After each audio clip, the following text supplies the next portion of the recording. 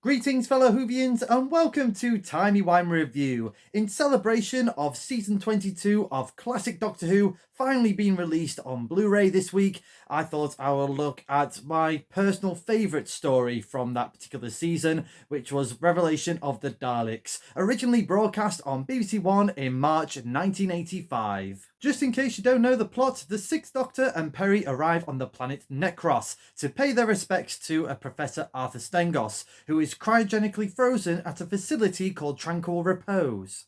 Deep in the catacombs of this facility lies the Great Healer, who is attracting a lot of attention from body snatchers and assassins as he grows a new race of Daleks. Writer Eric Sayward does a great job of setting up this eerie atmosphere for this story. This two-part adventure was the last to use the 45-minute episode format until it was revived for the modern era of Doctor Who.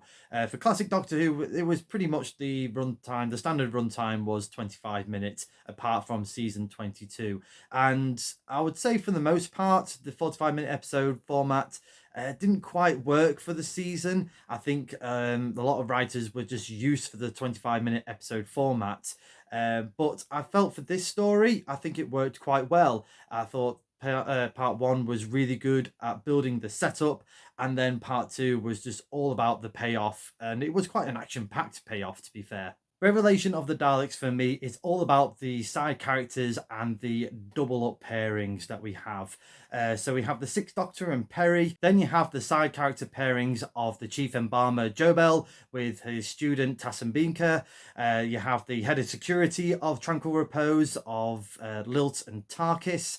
Then you have the owner of the food producing factory, Kara, with her secretary Vogel. The body snatchers, which is Natasha and Gregory, and last but not least we have the assassins with Orsini, who is a member of the Grand Knight of the Order of Oberon, with his squire Bostock.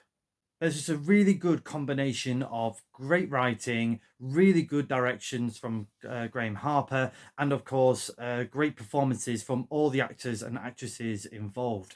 You just remember all these characters, despite whatever amount of screen time that they have. I think out of these characters that have the least amount of screen time, I would say is Kara and Vogel. But you already know what their motives are. The focal point for this story is Davros, aka the Great Healer.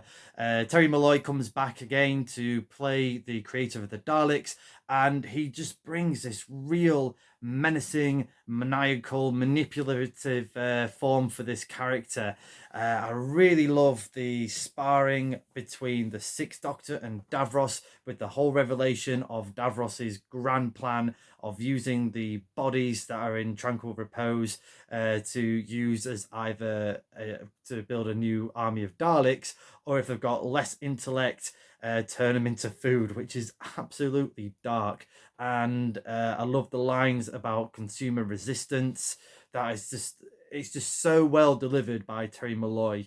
And again, Davros is just adding that extra layer to his character with the manipulations that he have, with the moments that Davros has with the Chief Embalmer's student Tassenbinka, really playing on her emotional levels.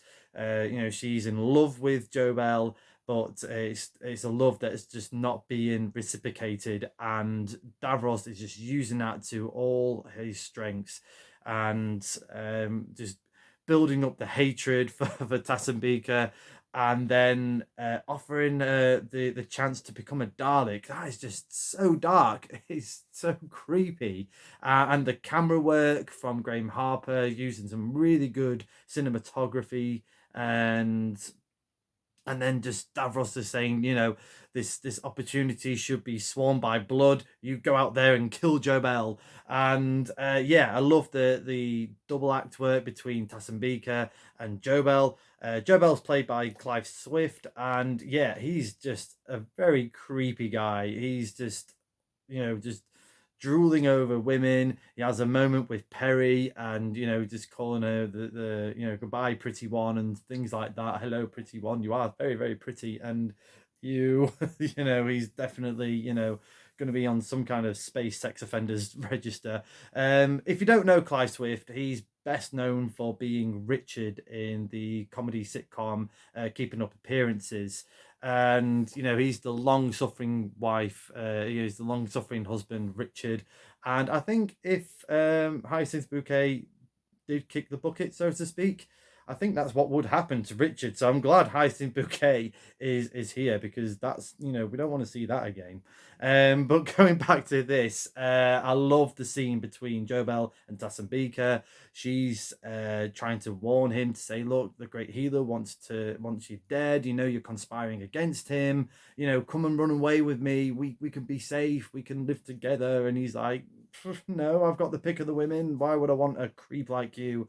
And yeah, I love the scene where she kills him, and yeah, it's a little bit played over the top, but it just fits. It's just like that emotional rage, and just Jobel falling down to his death with his wig falling on the floor, just sort of like, can't believe this has happened to him. I am Jobel, I am greater than this.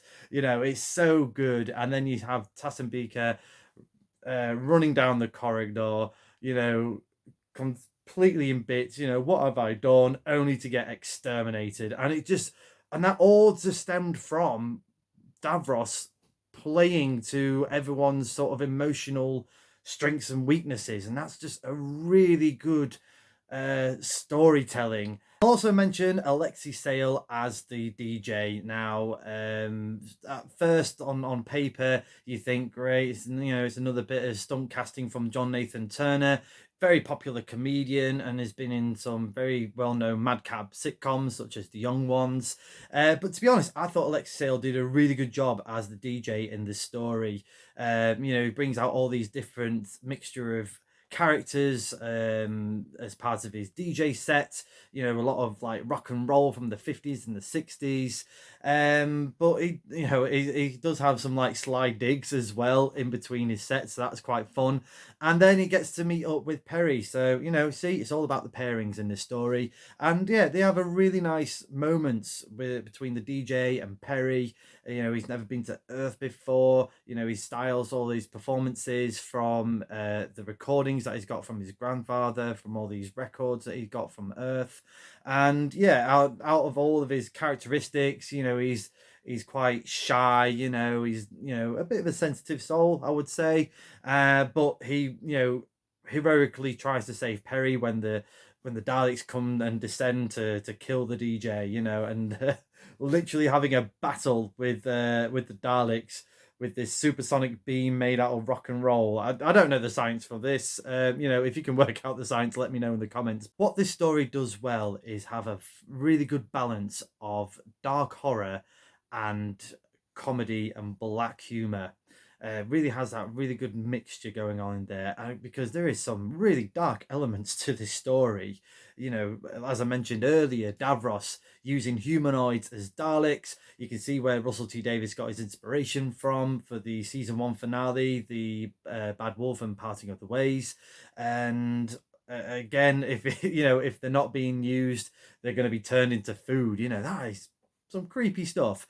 And with the body snatchers, they go and find this humanoid being slowly turned into a Dalek. Again, really good sort of setting up and makeup, with this half human, half Dalek being covered, and this awesome glass casing as well. I'd love to have that as part of my collection. And it turns out that it was Professor Arthur Stangos, and it turned out it was Natasha's father. And he's half being programmed into a Dalek and half having his his human soul. And if you ever love me, I want you to kill me, Natasha. And she's got to make the choice of basically killing his father. It's freaky stuff. And then on the balance of this, you have these really good sort of snappy dialogues and little comedy elements, like I said, when mentioned with the DJ. And then Vogel having a really good, how did he ever escape this on 80s TV at the time, saying he's the past master of the double entry. And again, the balance of horror and humor. William Gaunt as Orsini, he does a brilliant performance here as the assassin. And he was really impressed with the protein that's being made that's basically wiping out famine in the universe, and this Bostock sort of his Squire Bostock just chirps up, tastes horrible. That was really good. But when the doctor's asking him, "What are you doing here?" and he goes, "Can I ask what you're doing here?" and Orsini replies, "You may, but only a fool will expect an answer." All that kind of stuff. And then he's like just being like this honorable assassin, but killing Kara. You before me, and this is like the last sort of great hurrah. He's not as sharp as he was. He's not going to be the top assassin as he used to be, but he's going to go out in a blaze of glory, and Davros has to be it. Again, it's all those elements of comedy and humor and just dark moments in this story, and it just all blends fantastically. What doesn't work quite well in this story, and this could be either classed as a minor nitpick or quite a big fault, it all depends on your point of view on this, is the Sixth Doctor and Perry don't really have much to do. They don't really enter the story until at least the sort of second half of part two, really, when they get into the facility of tranquil repose. And if anything, they're a bit forgotten about in this story. Don't get me wrong, Colin Baker has a great performance in this episode. Sorry, in this story, especially the sparring between him and Davros. And again, Perry has some really nice moments with the DJ in the second half of part two. But you could easily replace these characters, and the story still works fine. Which is either a good thing or a bad thing, again, depending on your point of view. For me, the Doctor is the focal point of this story, but really, as I said earlier, it's more the focal point is Davros. Now, there's two ways of looking at that. You could think that's a really bad piece of writing, or you could see in hindsight, how the spin-offs for the Big Finish audios work. This would make a really good Big Finish audio, or even a spin-off, or even like inspiration for the Doctor Who like episodes that we get in modern era of Doctor Who. Again, depending on your point of view, this is more of a Davros story rather than a Dalek story. And it didn't really bother me as much, but the Daleks are used very sparingly here. Again, if you compare it to, let's say, let's compare it to the next story going on, Remembrance of the Daleks. The Daleks are back in their glory, the glory years of probably the 60s and 70s, where the 80s is pretty much more Davros-based stories. But don't get me wrong, the Daleks do have their moments in the sun. Like I said, their battles with the DJ was pretty cool, and managing to get the renegade Daleks and starting off the Dalek Civil War going off. So we have the Grey Daleks coming in to pretty much have a battle with the White Daleks, and to capture Davros and stand trial for their crimes against the Supreme Daleks. Yeah, the Daleks having a trial system, that's weird. You know what the outcome's going to be. They're going to exterminate. I don't think they're going to be offering Davros cake. I don't think he's going to have the option of cake or death. I think he's going to be death all the time. However, I am going to give Revelation of the Daleks a TARDIS rating of 7.5 out of 10. Yes, the Sixth Doctor and Perry don't have much to do, as well as the Daleks, but this story is just so gripping and dripping with atmosphere. The humor works, the dark horror elements work. There's some really good dialogue going on here, and and great performances from everyone involved.